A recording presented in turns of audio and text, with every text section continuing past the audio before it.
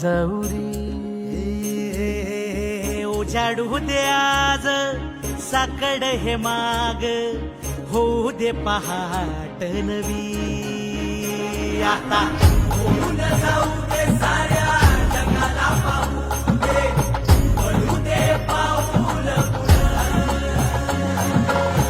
जरी काट पाया खाली टाकल्याला येऊ दे पडू दे पाऊल मोठी लढाई र लढू मातीसाठी र गड्या मनगटाच जोर लावून दाटला जरी अंधार